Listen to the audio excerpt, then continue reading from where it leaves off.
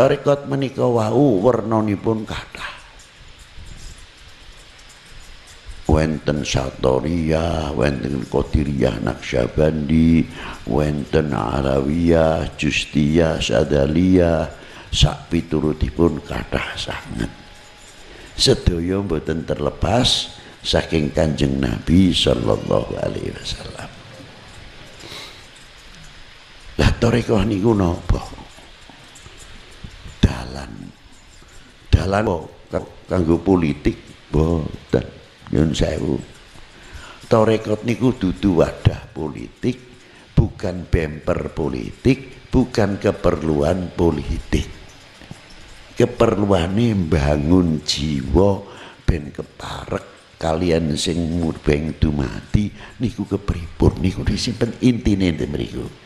Makane tareqatul usul nyampe perjalanipun dateng hadratil wasul subhanahu wa ta'ala. Lho ngaten niku tarekat.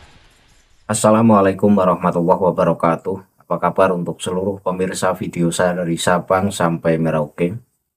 Semoga selalu diberi keberkahan, rahmat, dimudahkan segala urusannya, dimudahkan rizkinya, diberi kesehatan, serta diberi hidayah oleh Allah Subhanahu wa Ta'ala untuk orang-orang yang belum mendapatkannya. Dari video yang tadi penonton semua saksikan bahwa itu adalah ceramah dari Habib Lutfi bin Yahya, seorang mursyid Tareqah Jatmah. Ia menjelaskan apa tujuan tarekat, bahwa tujuan bertarekat itu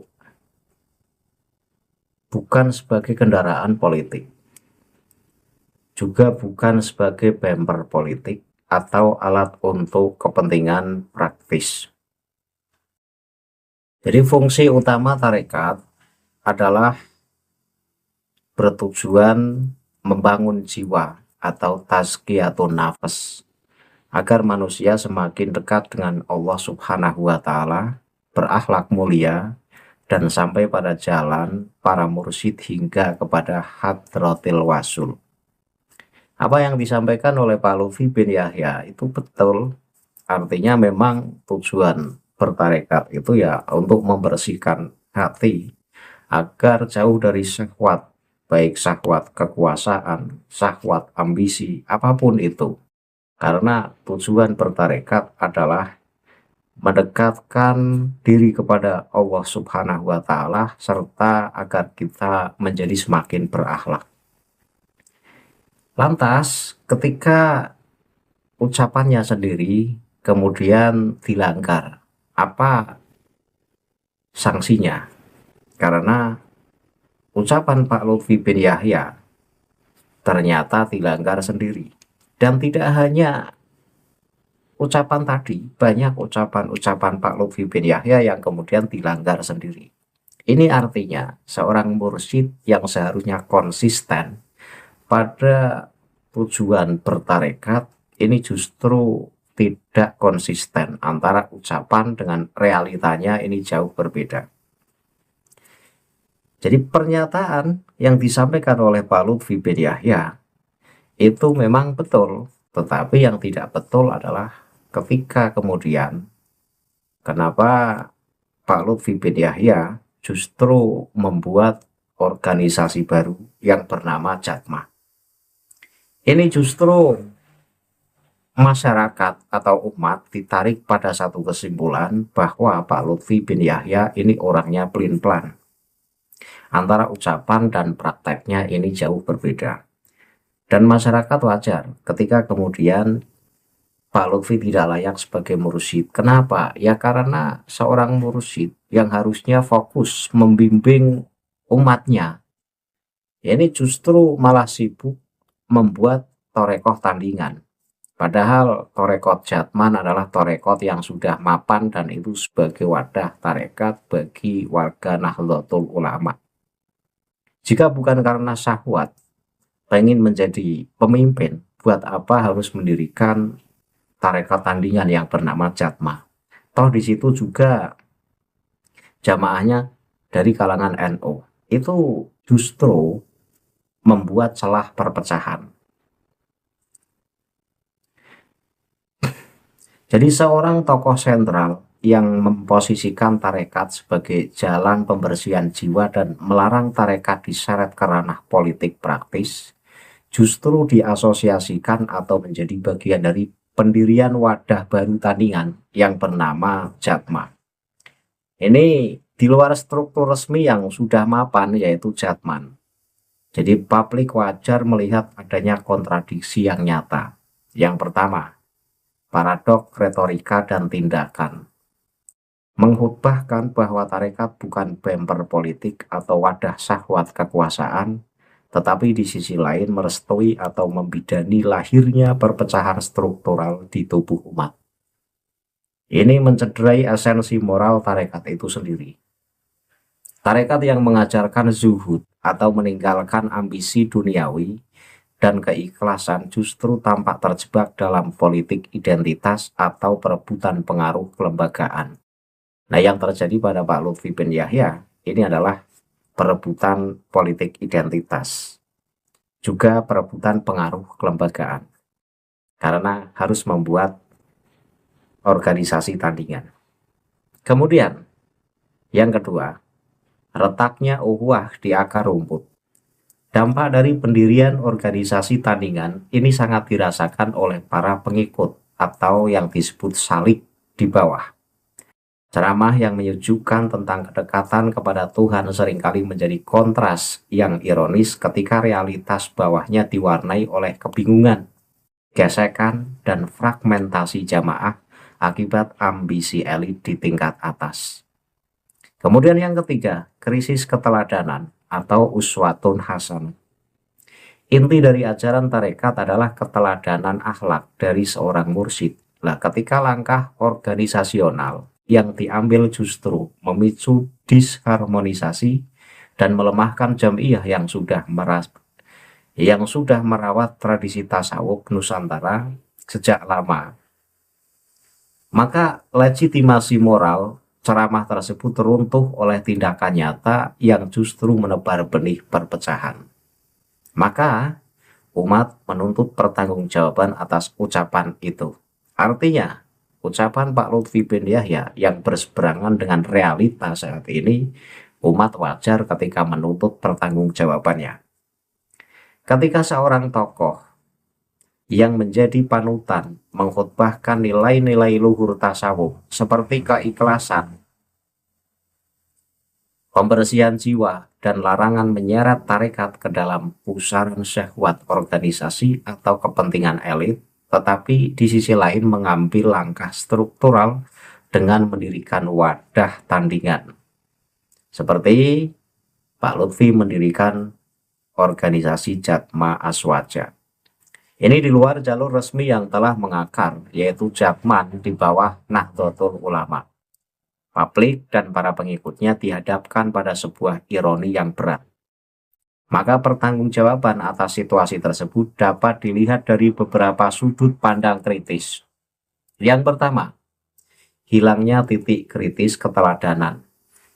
Dalam tradisi tarekat, legitimasi seorang mursyid tidak hanya diukur dari seberapa dalam ilmu atau zikirnya, tetapi dari kesesuaian antara lisan dan perbuatannya.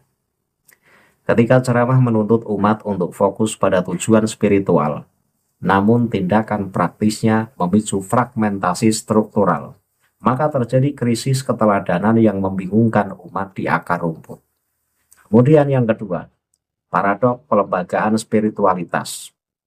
Sejarah kerap menunjukkan bahwa ketika ajaran tasawuf yang sifatnya personal dan transenden ditarik ke dalam ranah birokrasi organisasi dan syahwat kekuasaan, kepentingan ego dan kelompok seringkali mengalahkan esensi ajaran itu sendiri.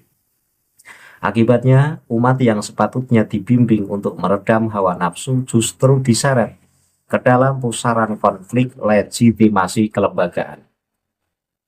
Kemudian yang ketiga, beban moral di hadapan umat. Pertanggungjawaban terbesar berada di pundak sang tokoh karena ucapan yang keluar dari mimbar ceramah menjadi hujah di hadapan jemaah.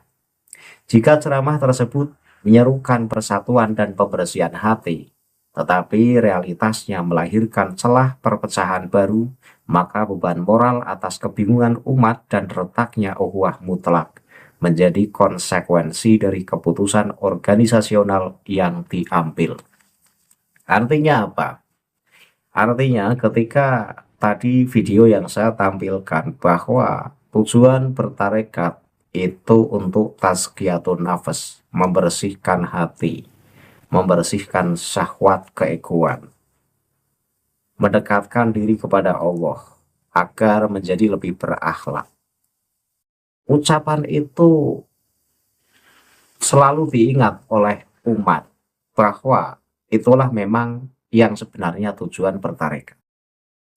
Tapi ketika yang mengucapkan itu justru yang melanggar, justru yang membuat perpecahan, justru yang membuat celah perpecahan itu terjadi, yaitu dengan bukti mendirikan organisasi baru yang bernama Jatma, maka saya anggap Pak Lutfi bin Yahya tidak konsisten dengan ucapannya.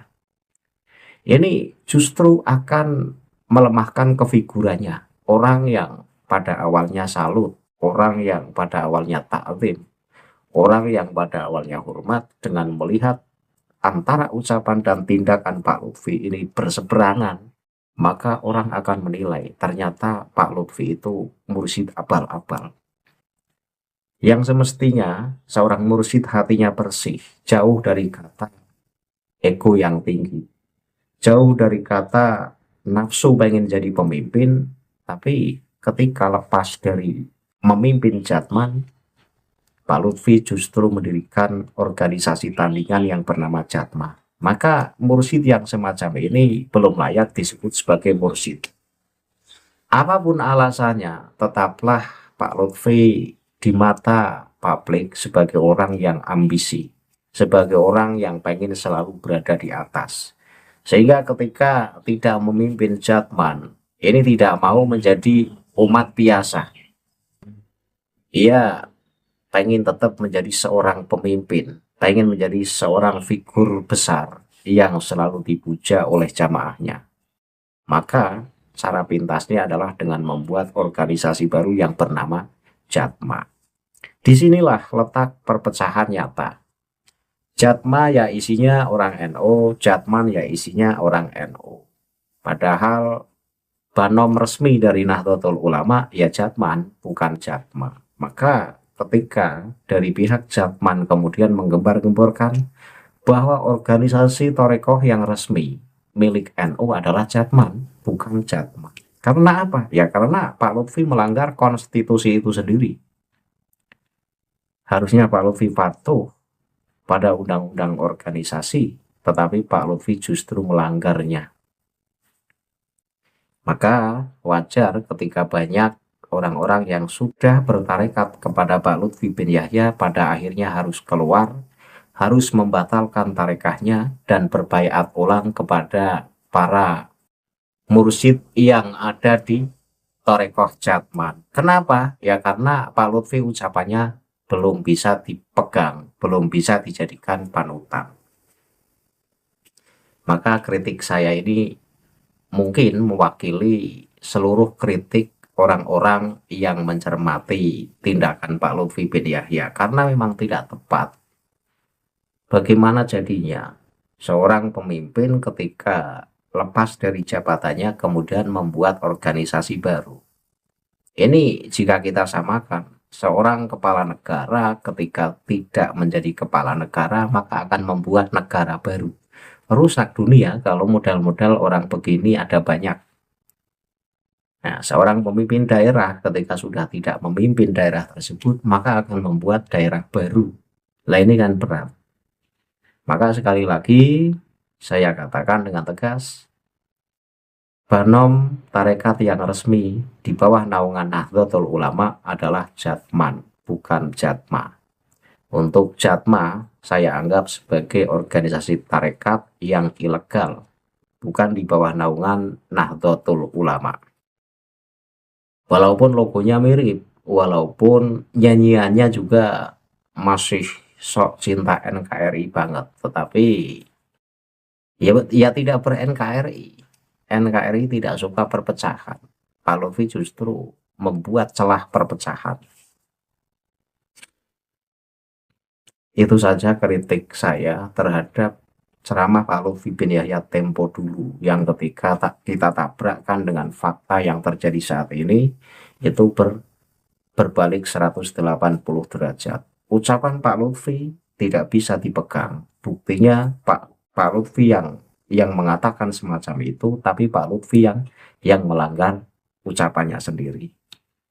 Akhirul kalam, billahi taufiq wal hidayah. Wassalamualaikum warahmatullahi wabarakatuh. Salam paras untuk seluruh muslim di Indonesia.